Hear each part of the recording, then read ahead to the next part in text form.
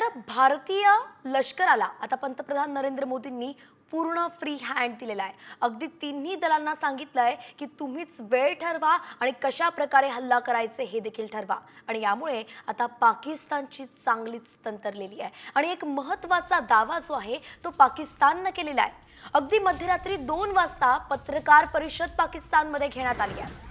पाकिस्तानी माहिती प्रसारण मंत्री अत्ता उल्लाह तरार यांनी मध्यरात्री 2 वाजता ही पत्रकार परिषद घेतली आणि त्यांनी दावा केला की येत्या 24 ते 36 तासांमध्ये भारत मोठी कारवाई करणार आहे।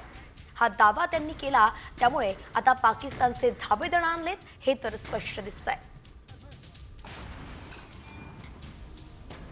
Pakistan has credible intelligence that India intends carrying out military action against Pakistan in the next 24 to 36 hours on the pretext of baseless and concocted allegations of involvement in the Pahalgam incident.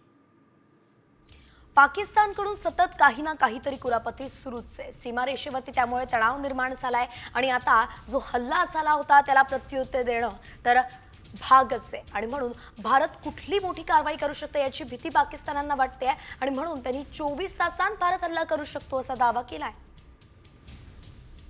तर नेमकं काय म्हणाले आपण पाहतोय। भारत पुढील 24 ते 36 तासांमध्ये पाकिस्तानवरती लष्करी कारवाई करू शकतोय। पाकिस्तानचे माहिती आणि प्रसारण मंत्री आहेत अत्तातुल्लाह तरार यांनी हा दावा केलेला आहे। तर आम्ही कुठल्याही हल्ल्याला निर्णायक प्रत्युत्तर देणार असं सुद्धा तरार म्हणालेत। पहलगाम हल्ल्याची तज्ञ टीमद्वारे पारदर्शकपणे चौकशी करण्यास आम्ही तयार असल्याचंही तरार यांनी स्पष्ट केलंय। तर पाकिस्तान आता स्वतः दहशतवादाचा बळी आहे आणि त्यामुळे हे संकट आम्हाला समजतंय असं ते म्हणाले।